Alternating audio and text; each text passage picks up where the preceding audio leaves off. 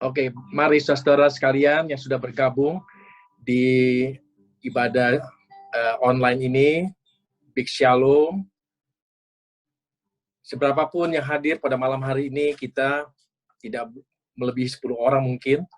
Mungkin dengan Meli nanti sama Ayung bisa jadi 10, tapi Tuhan yang Maha Tahu kerinduan kita di dalam malam hari ini. Kita merayakan Hari Jumat Agung, di mana 2000 tahun yang lalu Tuhan telah mengorbankan dirinya. Bukan untuk siapa-siapa saudara, tapi untuk saudara dan saya, supaya kita ditebus dengan darah yang mahal. Pujian yang pertama ini mengatakan, dengan segenap hati, juga dengan segenap jiwa dan kekuatan kita mau sembah Tuhan Yesus. Sebab Engkau yang kudus, anak domba Allah, darah yang sudah tercurah di atas Kalvari. Dengan segenap hati, dengan segenap jiwa, dengan kekuatan,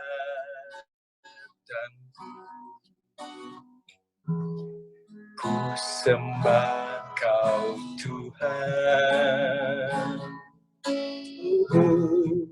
Dalam kekudusan-Mu, ku angkat tanganku,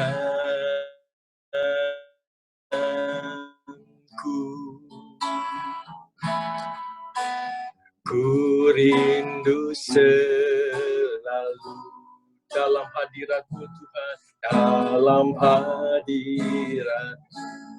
Sebab Engkau yang kudus, sebab Engkau yang kudus, anak domba Allah, darah-Mu tercurah di atas Kalvari. Sebab Engkau yang layak terima pujian,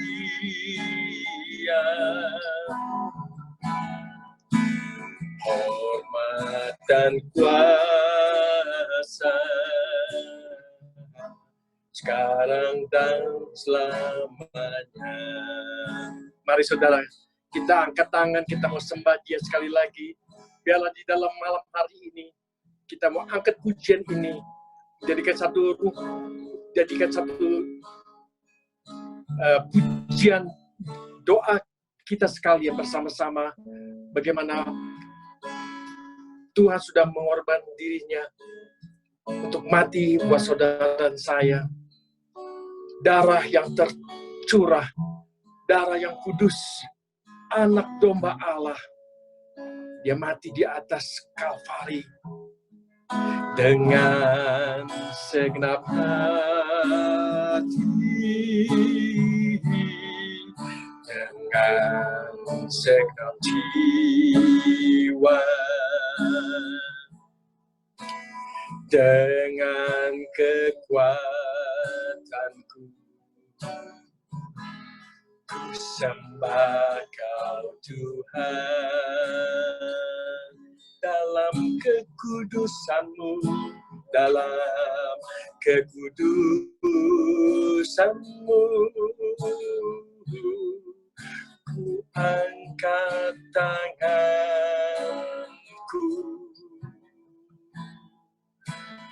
ku rindu selalu dalam hadirat-Mu. Haleluya. Sebab Engkau yang kudus, anak domba, darahmu tercurah, amin, yes Lord, di atas Kalvari, sebab Engkau yang layak, sebab Engkau yang layak, terima pujian, hormat dan kuasa, sekarang dan selamanya. Katakan sekali lagi, sebab Engkau yang kudus, sebab Engkau yang kudus, anak domba Allah, darahmu tercurah di atas Kalvari, sebab Engkau yang layak, sebab Engkau yang layak, terima pujian,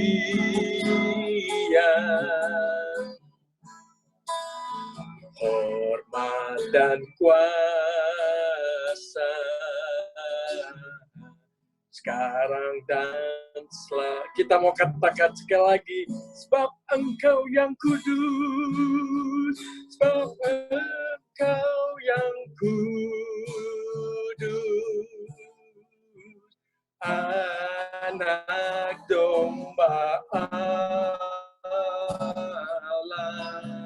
darahmu tercurah, darahmu tercurah di atas Kalvari. Oh, sebab Engkau yang layak, sebab Engkau yang layak, terima pujian, terima pujian, hormat dan kuasa, sekarang dan selamanya. Hormat dan kuasa, hormat dan kuasa, sekarang dan selamanya.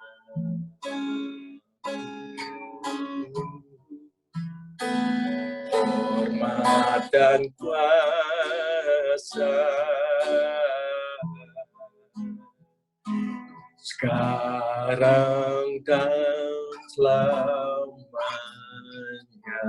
Mari kita sembah saudara, sembah Tuhan. Oh, terima kasih Tuhan buat pengorbananmu Yesus di kayu salib. Haleluya.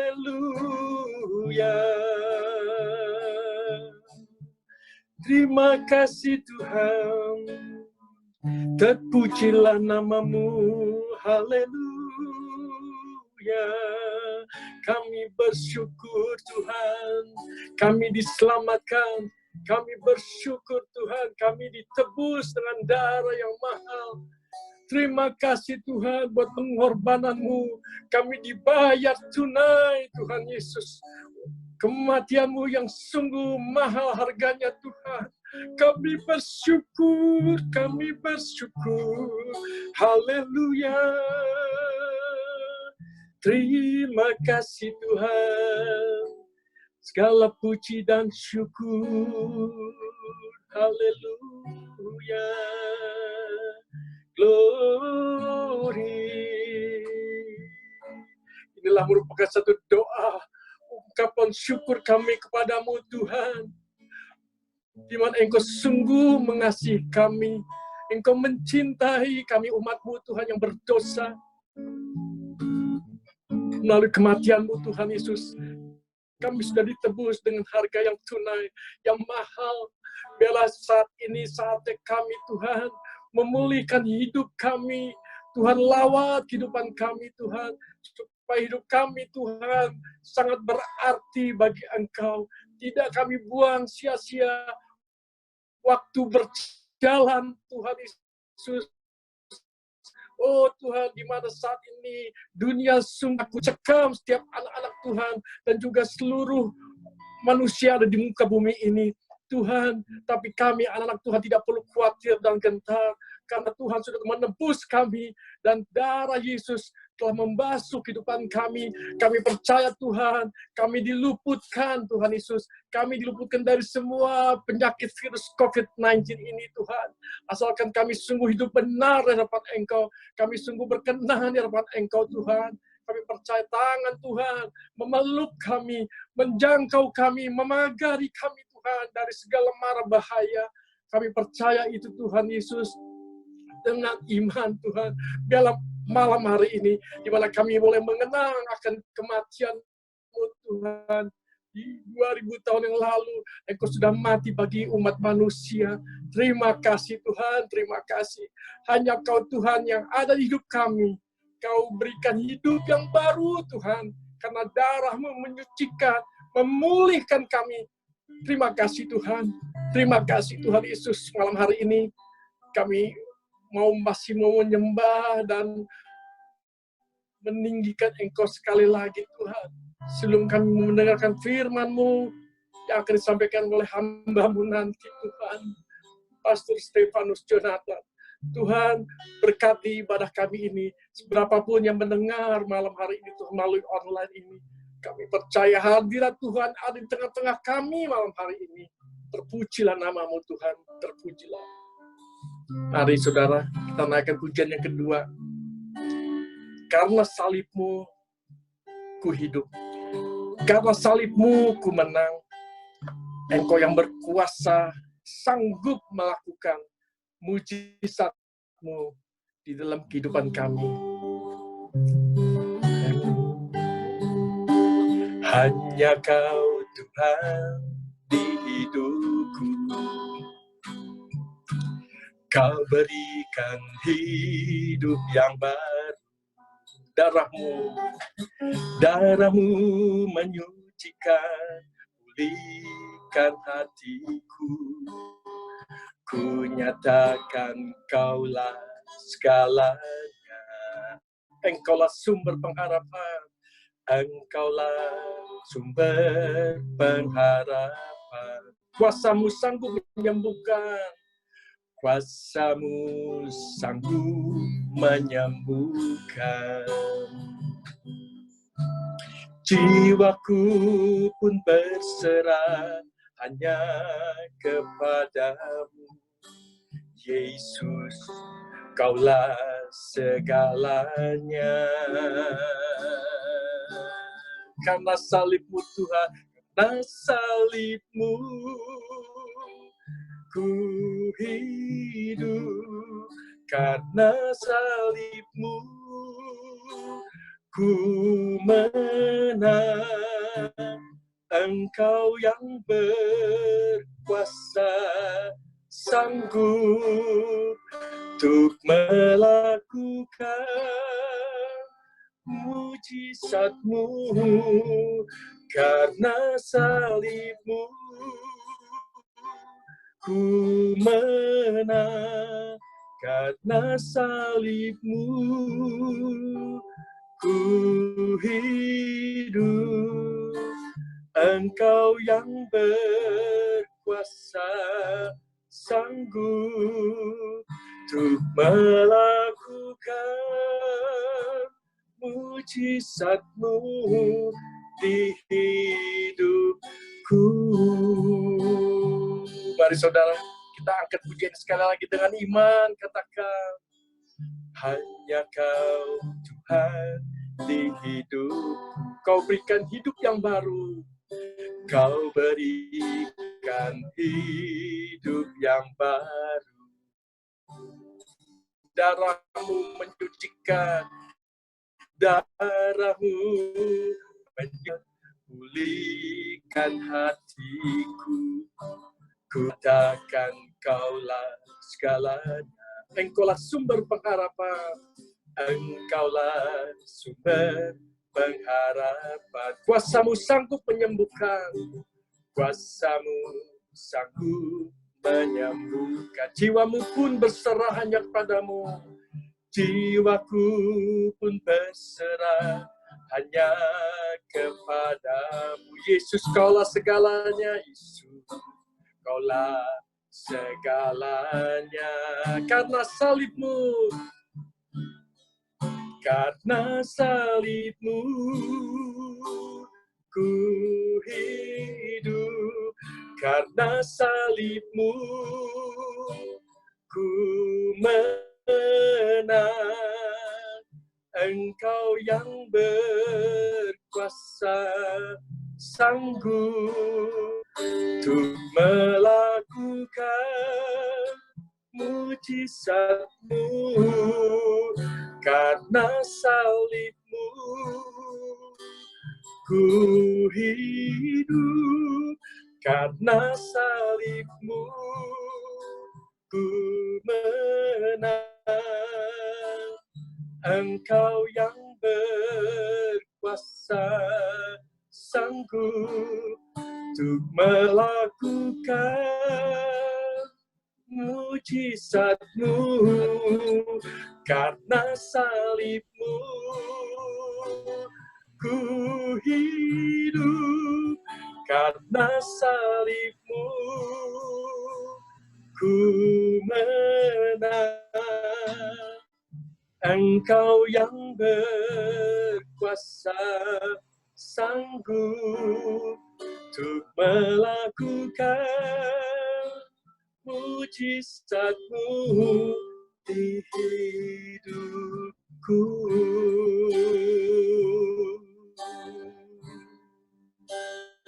Engkau yang berkuasa, sanggup.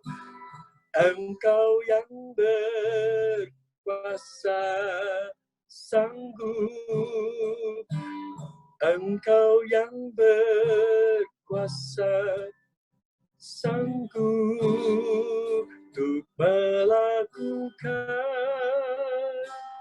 mujizat-Mu di hidupku.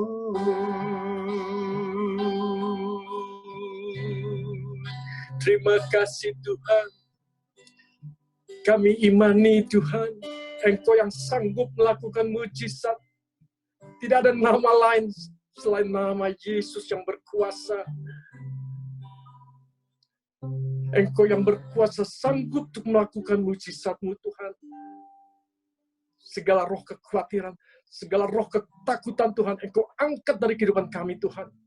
Karena kami tahu, kami sedang dilanda oleh roh ketakutan ini, roh kekhawatiran Tuhan, yang sedang melanda di dunia ini. Tuhan, melalui karya salib-Mu pada malam hari ini, Tuhan, kami merayakan, kami menjadi umat-umat pemenang, Tuhan Yesus.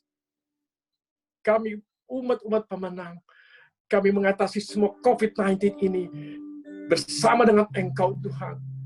Akan kami berjalan, Tuhan, bersama Allah yang dahsyat, yaitu Yesus Kristus namanya. Terima kasih Tuhan. Dan Tuhan Allah yang sungguh memberkati kami. Allah yang mencukupi segala keperluan kami. Dan juga Allah yang tahu segala apa yang kami inginkan, ya Bapa. Terima kasih Tuhan. Sebentar lagi kami akan mendengarkan firman-Mu. Bersabdalah Tuhan. Kami siap mendengarkan firman-Mu. Urapi hamba-Mu Tuhan, Pak Stefanus Jonathan. Biarlah Tuhan hanya kehendak-Mu saja yang jadi. Yang Engkau sampaikan kepada hamba-Mu ini.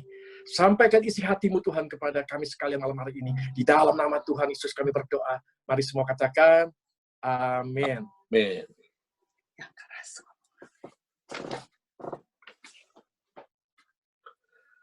Nah, saudara sekalian, pada kesempatan ini bersama-sama kita akan memperingati hari kematian Tuhan Yesus yang di Amerika disebut sebagai Good Friday.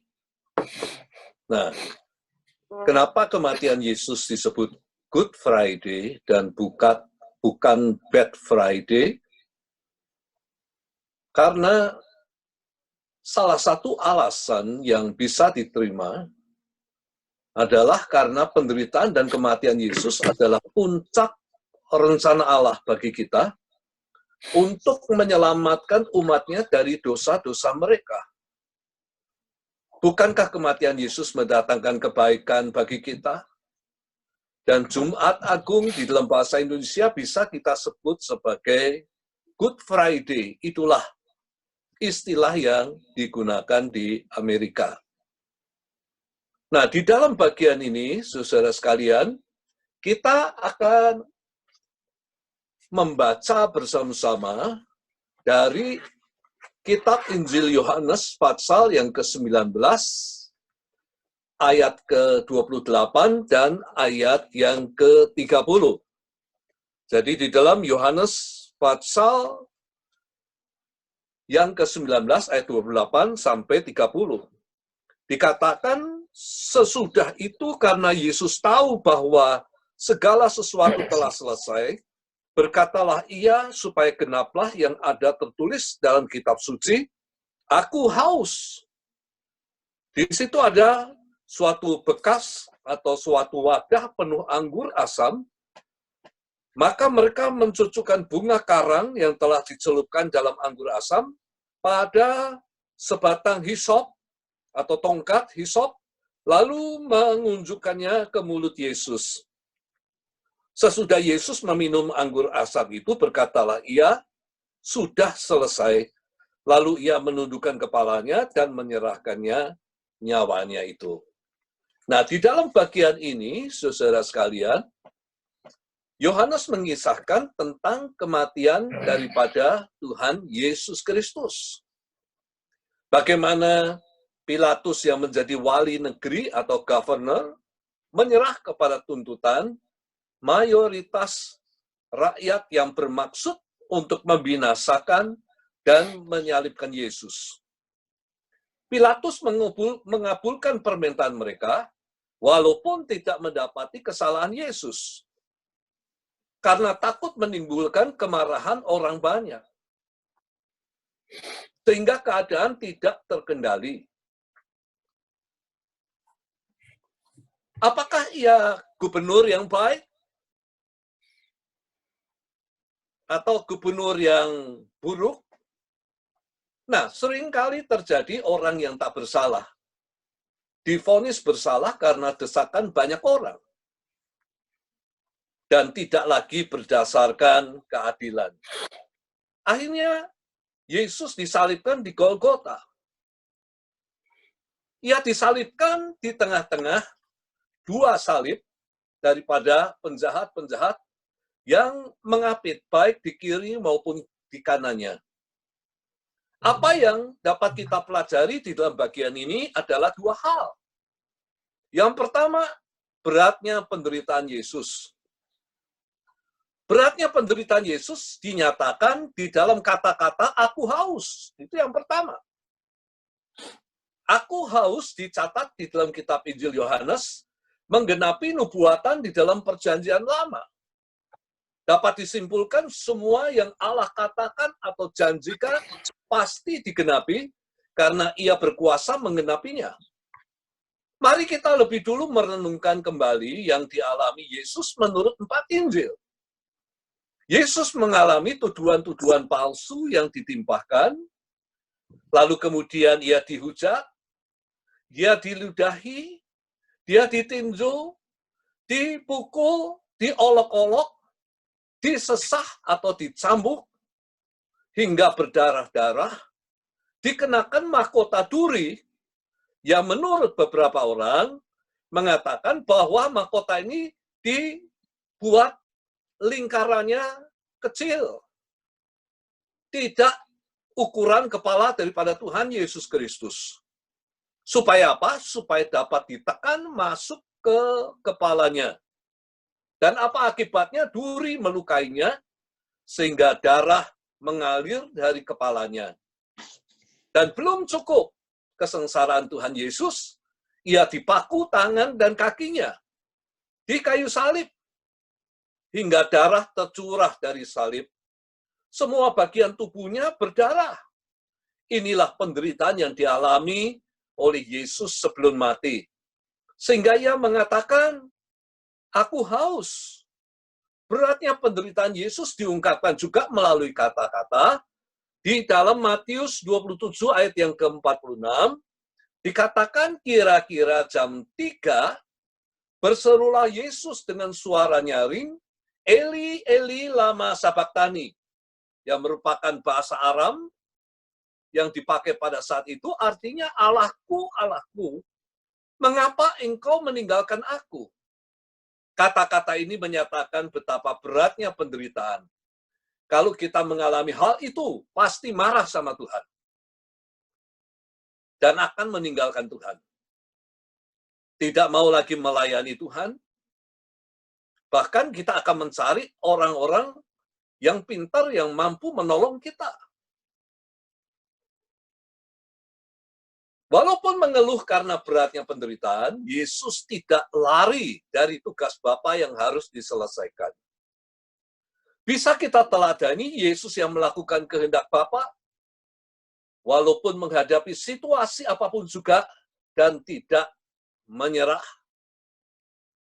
Di dalam Matius 7 ayat 21-23, dikatakan di sana, bukan setiap orang yang berseru kepadaku, Tuhan, Tuhan akan masuk ke dalam kerajaan surga. Melainkan dia yang melakukan kehendak Bapakku yang di surga. Dan ini penting. Pada hari terakhir, banyak orang akan berseru kepadaku, Tuhan, Tuhan, bukankah kami bernubuat demi namamu, dan mengusir setan demi namamu, dan mengadakan banyak mujizat demi namamu juga? Yang berarti bahwa banyak orang pada zaman akhir, mereka memiliki karunia-karunia yang hebat untuk mengadakan mujizat, untuk bernubuat, untuk mengusir setan.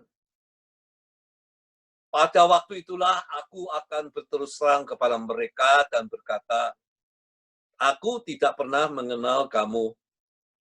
Enyahlah daripadaku, kamu sekalian pembuat kejahatan. Apa yang Tuhan inginkan dalam kehidupan kita? Yang Tuhan inginkan dalam kehidupan kita adalah seperti yang Yesus lakukan. Adalah melakukan kehendak Bapa. Tidak melakukan yang jahat di dalam kehidupan kita. Tapi yang kita lakukan adalah kebenaran-kebenaran firman daripada Allah. Nah, di dalam bagian selanjutnya, saudara sekalian, masih di dalam skup beratnya penderitaan Yesus, di mana Yesus mengatakan, aku haus, di mana Yesus mengatakan, Eli, Eli, lama sabachthani. Maka di dalam bagian yang ketiga, Yesus menolak penderitaan diringankan. Semua yang bisa meringankan penderitaan ditolaknya. Ia ingin penderitaannya sempurna. Sebelum mengucapkan kata-kata aku haus, 6 jam sebelum kematiannya, Yesus diberi minum dicampur empedu, menurut Injil Matius. Anggur bercampur mur menurut Injil Markus. Di dalam Matius 27 ayat 34, dikatakan lalu mereka memberi dia minum anggur bercampur empedu. Setelah mengecapnya, ia tidak mau meminumnya. Dan di dalam Markus 15 ayat 23, lalu mereka memberi anggur bercampur mur kepadanya, tetapi ia juga menolaknya. Nah, di dalam dua ayat ini berbeda campuran anggur yang diberikan kepada Yesus. Dan itu tidak menjadi masalah. Yang pertama, anggur bercampur empedu, dan yang kedua, anggur bercampur mur. Namun kedua ayat ini menyatakan Yesus menolak meminumnya. Oleh karena apa? Oleh karena ini minuman yang dapat meringankan penderitaan. Minuman yang dapat meringankan rasa sakit. Sebab itu Yesus menolak untuk meminumnya. Yesus menginginkan penderitaannya itu sempurna. Oleh karena dia melakukan apa yang dikehendaki oleh Bapa, menanggung dosa saudara dan saya. Nah, bagian yang keempat, saudara sekalian, beratnya penderitaan Yesus bukan hanya dinyatakan di dalam kata-kata aku haus.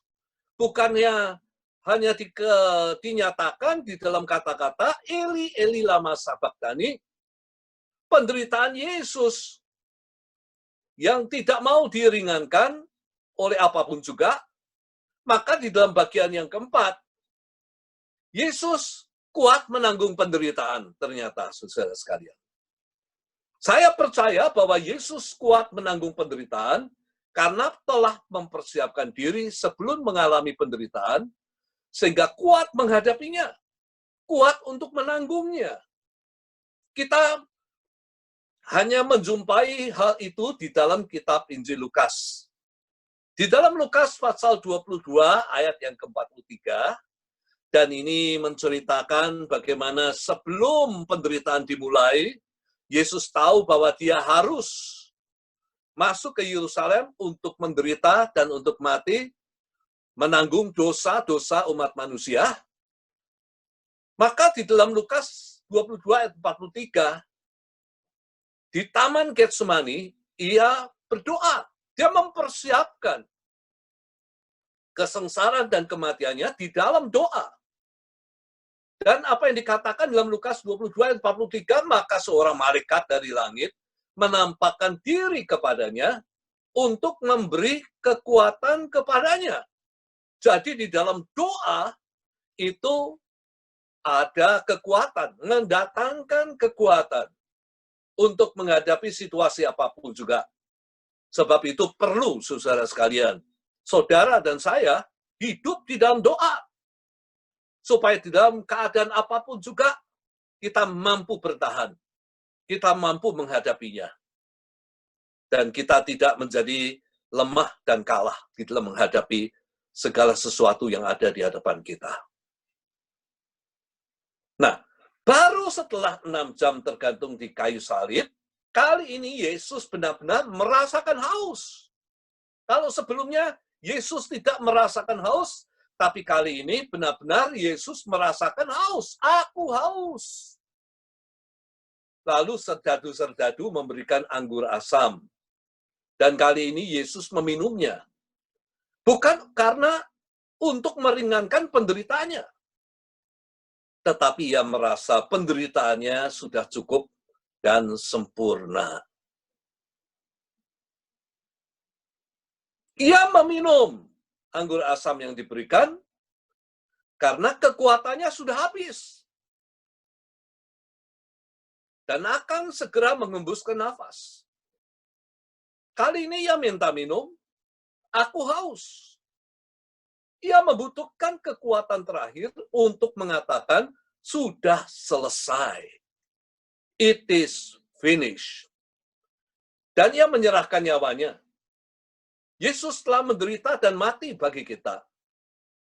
Kita berhutang jiwa karena dia menggantikan kita menerima murka Allah yang seharusnya tertimpa pada kita. Tertimpa oleh karena dosa-dosa kita. Nah, masalahnya, apa yang bisa kita balas? Kasih Tuhan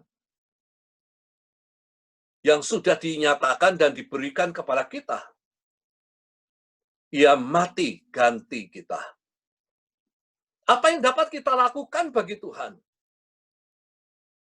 Biarlah kita ingat bahwa kita punya hutang.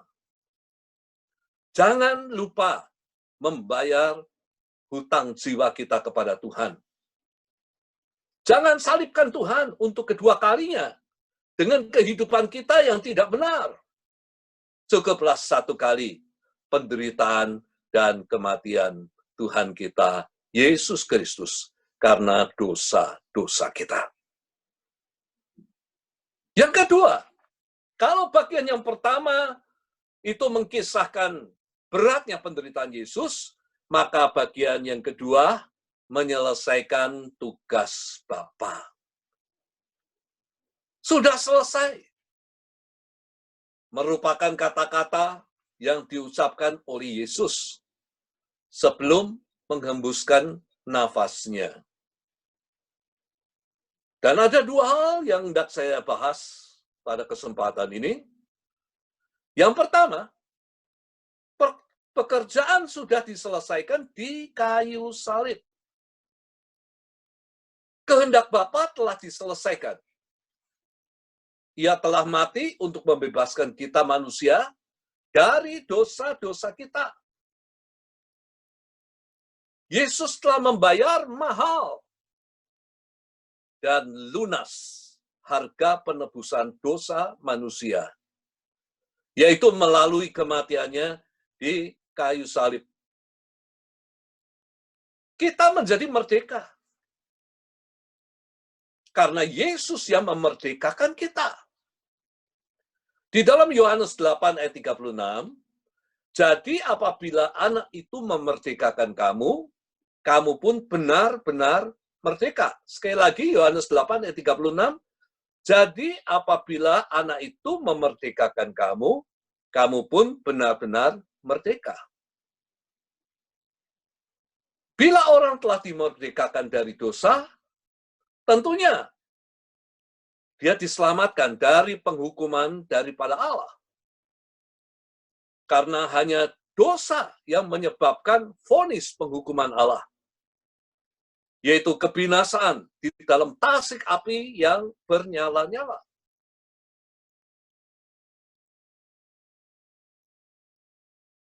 Yang kedua, saudara sekalian,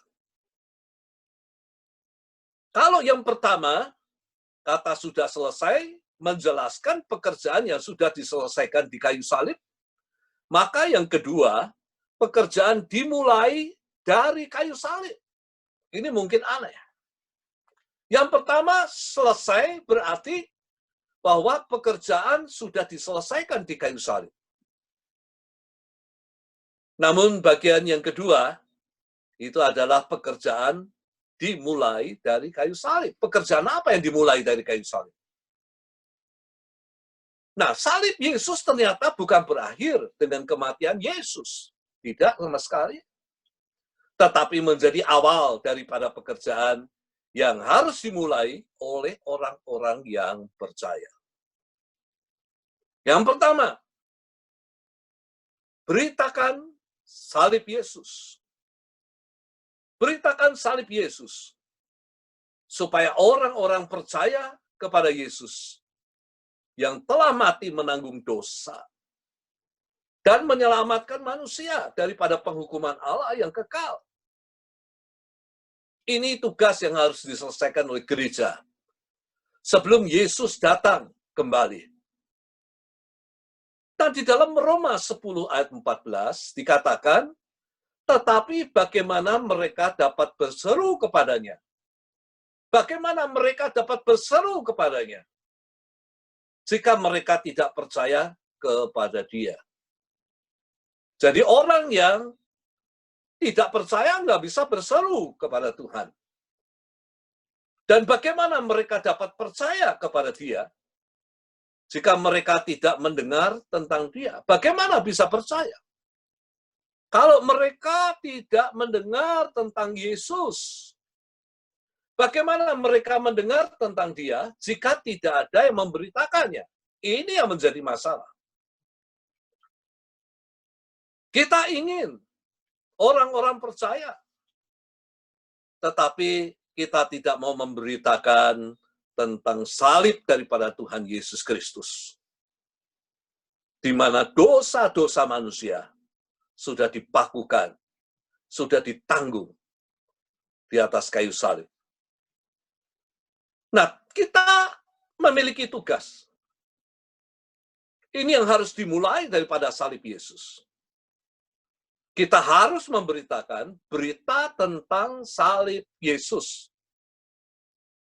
Tidak peduli siapapun juga. Sebagai orang yang percaya, kita harus memberitakan tentang salib Yesus. Kita dapat memberitakan salib Yesus melalui kata-kata kita.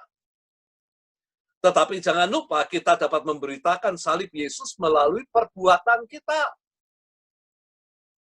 Karena tidak cukup hanya dengan kata-kata. Kadang-kadang perbuatan kita membuat orang semakin jauh daripada pengenalan akan Tuhan kita Yesus Kristus. Jadi perkataan dan perbuatan itu merupakan satu kesatuan yang dapat membuat orang mengenal Yesus dan percaya kepada Dia. Nah, itulah tugas kita sekalian, saudara sekalian, sebagai gereja daripada Tuhan. Yang kedua, pekerjaan yang dimulai dari salib Yesus adalah pegang salib Yesus. Jangan setelah kita menyelamatkan orang lain, kita tidak selamat. Karena kita tidak berpegang pada salib Yesus, ada berapa banyak orang yang kemudian melepaskan salib daripada Tuhan Yesus Kristus. Salib Yesus merupakan salib yang sangat berharga dan bernilai bagi orang-orang yang percaya.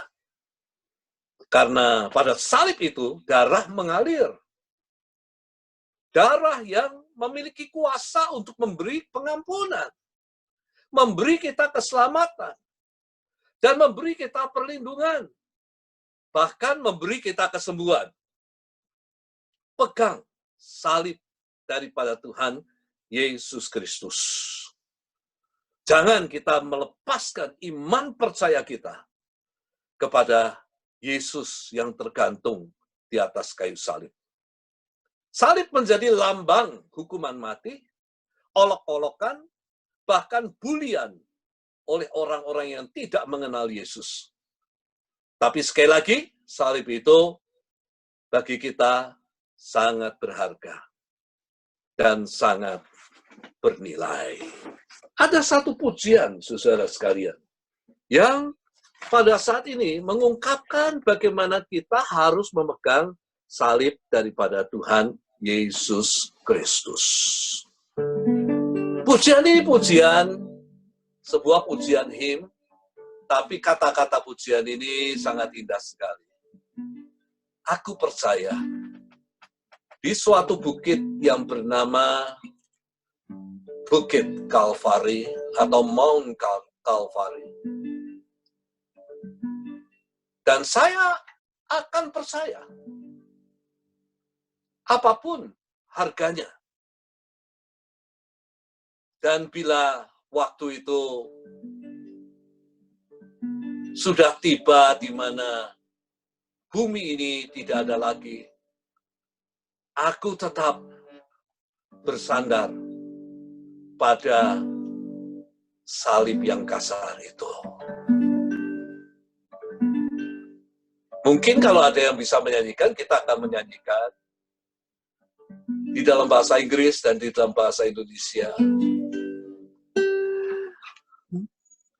I believe in a hill called Mount Calvary. I'll believe whatever the cost. And when time has surrendered and earth is no more, I'll still cling to that old rugged cross.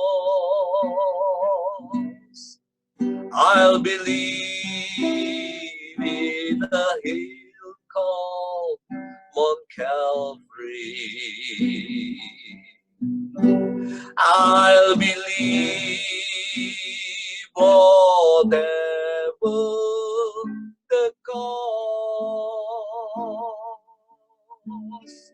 And when time has surrendered and earth is no more, I'll still cling to the old rugged cross. Semuanya menyanyikan dalam bahasa Indonesia. Aku pun percayakan Kalvari sampai pada akhir hayatku. Bila zaman berlalu, dunia menepu, ku tetap pegang salib itu. Ku yakin korban Yesus, ku yakin korban Yesus di atas salib, ubah hidup dengan ajaib. Hidupku sungguh-sungguh menjadi baru, ku tetap dekat salib itu. Katakan aku percaya, aku pun percayakan Kalvari sampai pada akhir hayatku.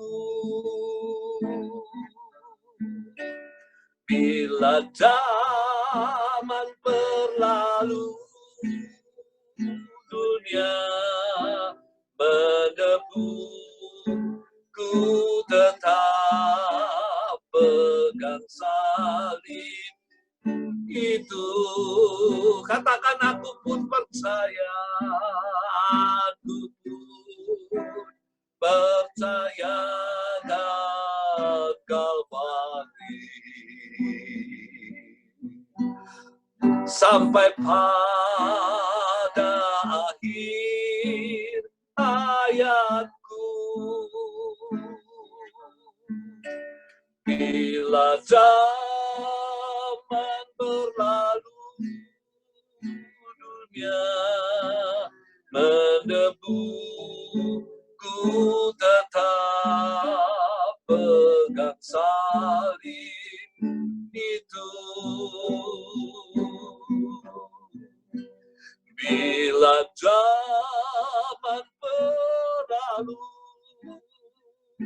dunia menepu, ku tetap pegang salib itu. Ku tetap pegang salib itu. Haleluya. Kami muliakan Engkau. Kami mau tetap percaya Engkau satu-satunya Tuhan, Juru Selamat kami. Kami mau percaya kepadamu. Oh, haleluya. Haleluya. Kami muliakan nama-Mu. Kami besarkan nama-Mu Tuhan. Terima kasih untuk salib-Mu. Kami mengucap syukur untuk salib yang berharga dan mulia. Oh, haleluya. Terima kasih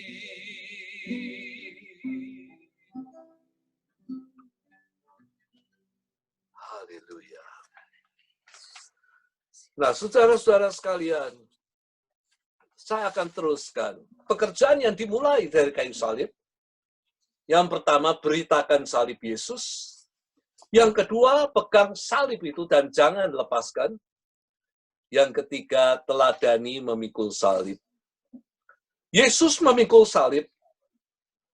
Salib Yesus hanya Dia yang dapat memikulnya. Karena hanya Dia yang dapat memikul dosa kita. Namun kita memiliki salibnya sendiri-sendiri. Salib yang menjadi simbol penderitaan. Yesus memikul salib menjadi teladan untuk memikul salib masing-masing di dalam mengikut Yesus. Kita mengikut Yesus jangan hanya mau berkatnya saja. Jangan hanya mau mujizat-mujizatnya terjadi dalam kehidupan kita. Tetapi mengikut Yesus berarti kita mau setia sekalipun di dalam penderitaan.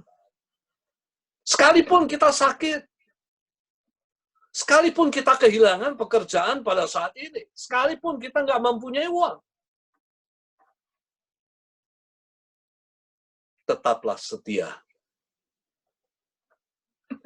Itulah salib yang harus kita pikul. Di dalam mengikut kepada Tuhan Yesus Kristus.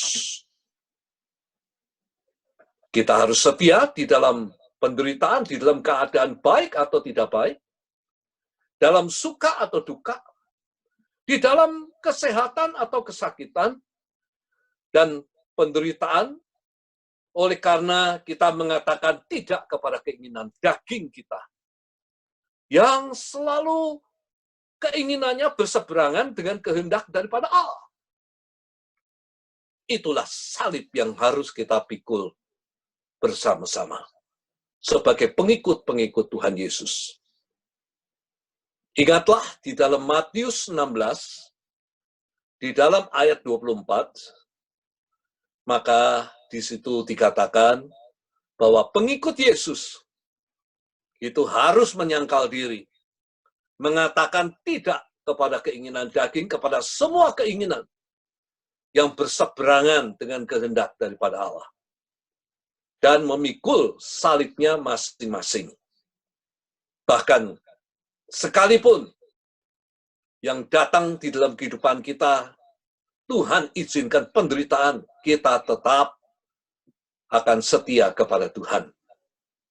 Sampai akhir kehidupan kita, pegang salib Yesus. Dan jangan lepaskan salib Yesus. Dan yang terakhir, saudara sekalian. Yang dimulai daripada salib Yesus.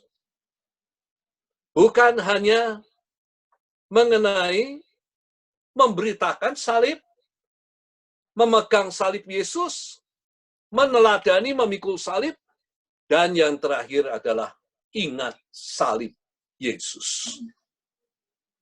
Yang bukan hanya kita rayakan setiap hari Good Friday, kita mau mengingat akan kasih Tuhan, kita akan mengingat akan penderitaan, kesengsaraan Tuhan, bahkan kematian di atas kayu salib. Tetapi kita harus tetap ingat, di dalam kehidupan kita setiap hari, apa yang Tuhan sudah lakukan bagi kita. Jangan lupakan kesengsaraan dan penderitaan Yesus. Kita harus ingat pengorbanan Yesus. Bahkan di dalam perjamuan kudus sebentar, saudara sekalian, kita akan mengingat betapa sengsara dan menderitanya Yesus. Karena menanggung dan memikul dosa-dosa kita. Mari kita bersama-sama akan masuk di dalam perjamuan kudus dan kita akan menyanyikan satu pujian. Saudara-saudara sekalian, sebagaimana biasa kita nyanyikan.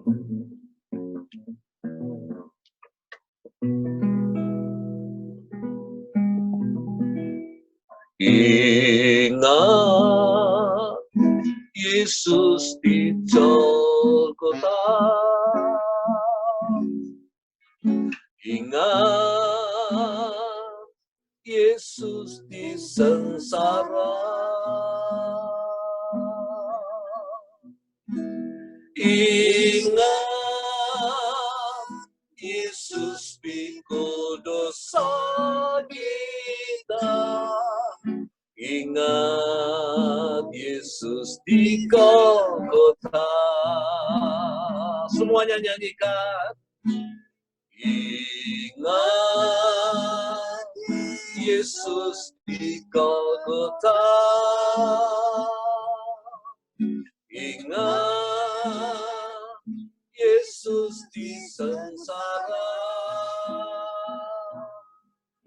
Ingat Yesus pikul dosa kita. Ingat Yesus di Golgota. Sekali lagi. Ingat Yesus di Golgota. Ingat Yesus di sengsara. Ingat Yesus pikul dosa kita. Ingat Yesus di Golgota. Jangan lupakan Yesus. Ingat Yesus di Golgota. Ingat Yesus di sengsara. Ingat Yesus pikul dosa kita. Ingat Yesus di Golgota. Mari saudara sekalian, kita akan tetap mengingat pada saat ini kesengsaraan Yesus. Kita akan mengingat salib Yesus. Kita akan mengingat Golgota, di mana Yesus tergantung di atas kayu salib, di dalam menanggung dosa-dosa kita. Supaya melalui kematiannya, maka Ia membebaskan kita daripada dosa-dosa kita. Ia menyelamatkan kita daripada penghukuman Allah yang kekal. Mari kita tetap mengingat kasih daripada Tuhan. Kita ingat pada saat ini, saudara sekalian, akan sekali lagi pengorbanan Tuhan bagi kita. Jangan lupakan. Dan pada kesempatan ini kita akan masuk di dalam perjamuan kudus. Roti ini melambangkan tubuh yang terpecah, yang hancur karena kita. Nah, sebelum bersama-sama, saudara sekalian, kita makan dan minum, mari kita mengucapkan syukur. Terima kasih, Bapa. Terima kasih, Tuhan Yesus, untuk pengorbanan-Mu di atas kayu salib. Kami tidak bisa membalas, Tuhan, akan kasih-Mu kepada kami. Kami tidak mampu membalas. Kami hanya menyerahkan di dalam tangan-Mu. Kami ingin, Tuhan, mengasihi Engkau. Karena Engkau lebih dulu mengasihi kepada kami. Mungkin itu yang dapat kami lakukan. Dan kami mau mengasihi Engkau, Bapa. Kami mau dengar-dengaran apa yang menjadi kehendak-Mu dalam kehidupan ini. Dan kami tidak mau menyalibkan Engkau untuk kedua kalinya. Kami mau serahkan di dalam tangan-Mu pada saat ini perjamuan kudus ini. Sebentar kalau kami makan dan kami minum, kami tahu bukan hanya kami mengingat kesengsaraan Tuhan, penderitaan-Mu dan kematian-Mu, namun kami tahu kami dipersekutukan dengan tubuh daripada Yesus yang terpecah, yang akan mengalir dalam pembuluh darah kami pada saat kami makan bersama-sama. Terima kasih Bapa untuk cinta kasih-Mu. Terima kasih untuk pengorbanan-Mu. Terima kasih Bapa. Sebelum kita makan bersama-sama akan roti yang melambangkan tubuh Kristus yang terpecah, dengarkan apa yang dikatakan di dalam firman Tuhan. Di dalam 1 Korintus 11 ayat 23 sampai 26. Dikatakan demikian, sebab apa yang telah kuteruskan kepadamu, telah aku terima dari Tuhan, yaitu bahwa Tuhan Yesus pada malam waktu ia diserahkan, mengambil roti, dan sesudah itu ia mengucap syukur atasnya. Dia memecah-mecahkannya dan berkata, inilah tubuhku yang diserahkan bagi kamu. Perbuatlah ini menjadi peringatan akan aku. Mari, di dalam nama Tuhan kita Yesus Kristus, kita akan makan bersama-sama.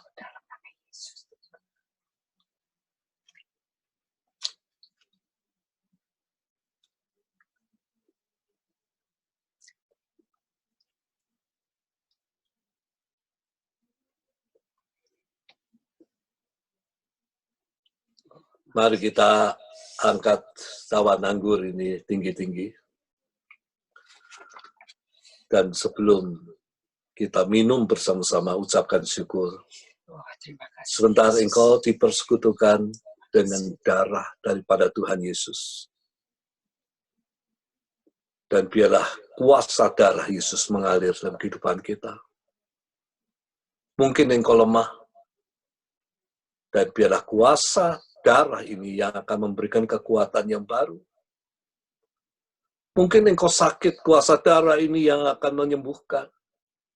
Mungkin engkau susah hatimu, dan biarlah kuasa daripada darah Yesus yang menghiburkan, yang menguatkan kita. Kuasa darah Yesus yang melindungi. Sebagaimana ketika tulah yang ke-10 terjadi di Mesir, di mana Tuhan melepaskan bangsa Israel dari perbudakan Mesir. Tulah yang ke-10, tulah yang terakhir, yang terjadi, yang membunuh anak-anak sulung daripada bangsa Mesir. Tetapi rumah-rumah bangsa Israel,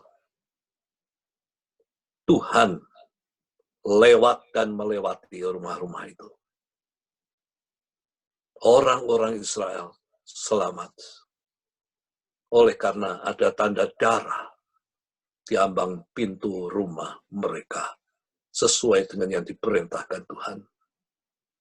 Dan saya percaya bahwa darah Yesus masih memiliki kekuatan yang tidak pernah berubah. Kuasa darah ini sanggup melindungi kita daripada mara bahaya. Sanggup melindungi kita dari tulah-tulah apapun juga yang terjadi di dalam dunia. Kita percaya akan kuasa darah Tuhan Yesus Kristus. Mari kita akan meminumnya. Sebelum itu kita dengarkan firman Tuhan.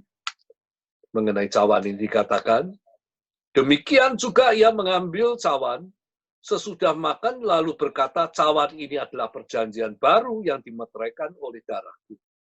Perbuatlah ini setiap kali kamu meminumnya, menjadi peringatan akan aku. Kita sekali lagi mengingat apa yang Tuhan lakukan bagi kita. Mari kita minum bersama-sama di dalam nama Tuhan Yesus Kristus.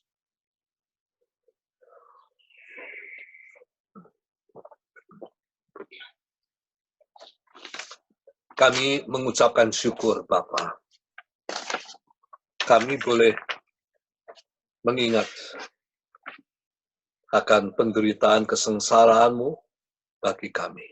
Terima kasih untuk kasih-Mu, kasih Allah, untuk kasih Tuhan Yesus Kristus yang menanggung segala dosa-dosa kami, menanggung kutuk kami,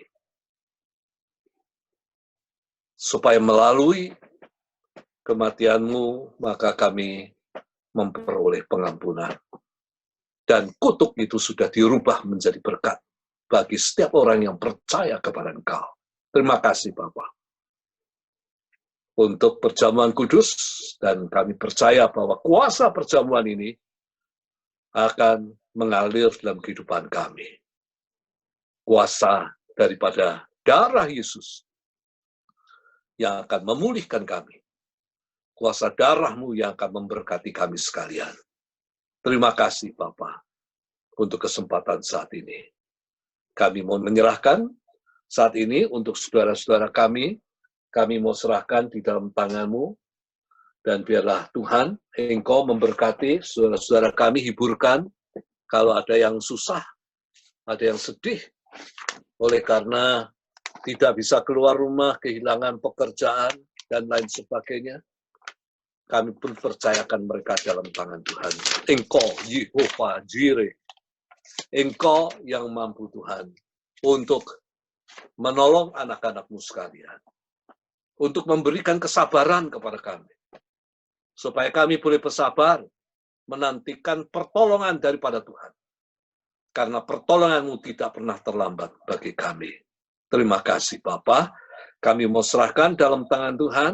Sekali lagi, biarlah Engkau sendiri yang akan senantiasa memberkati seluruh jemaat-Mu, jemaat Big Shalom, supaya mereka dapat Tuhan hidup dengan tenang, dan segala kekhawatiran Engkau angkat, gantikan dengan sukacita, supaya kami boleh bersukacita di dalam Engkau, sukacita yang tidak bisa dirampas oleh kuasa dunia, oleh segala kesulitan dalam dunia.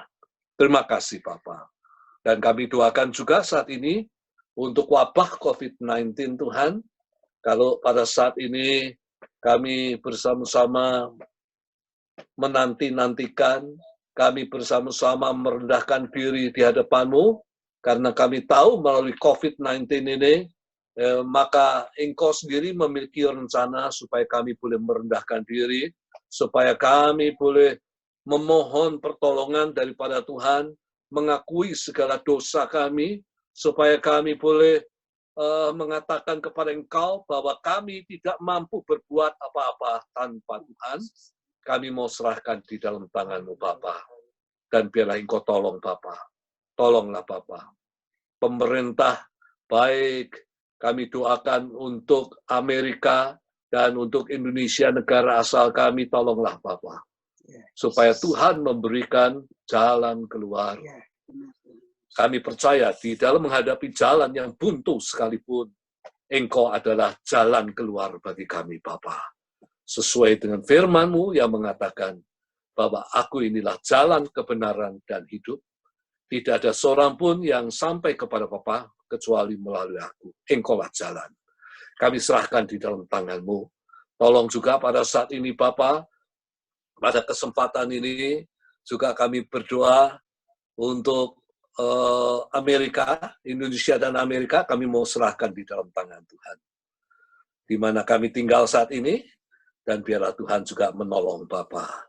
Negara Amerika yang berusaha keras untuk menemukan baik obat maupun vaksin yang dapat melindungi seluruh masyarakat, kami pun serahkan dalam tangan Tuhan. Karena kami tahu, tanpa Engkau, maka manusia tidak dapat berbuat banyak Bapa. Kami mau serahkan di dalam tangan Tuhan, dan tolong juga negara-negara lain, kami berdoa supaya Tuhan juga memberikan tangan pertolongan-Mu, supaya juga mereka boleh Tuhan diselamatkan daripada wabah penyakit ini. Inilah doa kami Bapa. Dan kami juga berdoa saat ini untuk perekonomian, baik di Indonesia, Amerika, dan negara-negara lain, tolonglah Bapa. Supaya dampak perekonomian ini tidak akan berlangsung lama, supaya Tuhan, semua orang-orang dapat melihat pertolongan Tuhan dan menerima pertolongan-Mu Bapa, dan keadaan bisa menjadi normal. Inilah doa kami, dan kami pun berdoa untuk para dokter, jururawat yang berada di garis depan di dalam merawat pasien-pasien COVID-19, kami pun serahkan di dalam tangan Tuhan. Kami mohon perlindungan daripada Tuhan. Kami mohon supaya Engkau sendiri Tuhan akan membungkus mereka dengan kuasa darah Tuhan Yesus Kristus. Kami mau serahkan di dalam tangan-Mu. Demikian pula Tuhan, kami mau menyerahkan sekali lagi masalah yang dunia ini hadapi. Kami percaya bahwa Engkau izinkan semua terjadi untuk mematahkan segala kesombongan kami, keangkuhan kami, supaya kami mau merendahkan diri di hadapan-Mu. Dan kami mau mengakui, tanpa Tuhan, kami tidak dapat melakukan apa-apa. Terima kasih, Bapa. Kami mau serahkan di dalam tangan daripada Tuhan. Dan kini kami mau mengakhirinya, Bapa. Kami percaya, kami mau mengakhiri, dan biarlah pada saat ini berkat-Mu yang akan Engkau curahkan melalui perkataan hamba-Mu pada saat ini. Kasih daripada Allah Bapa, kasih karunia Tuhan Yesus Kristus di dalam persekutuan dengan Roh Kudus menyertai saudara-saudara sekalian saat ini sampai selama-lamanya. Semua yang diberkati mengatakan, Amin.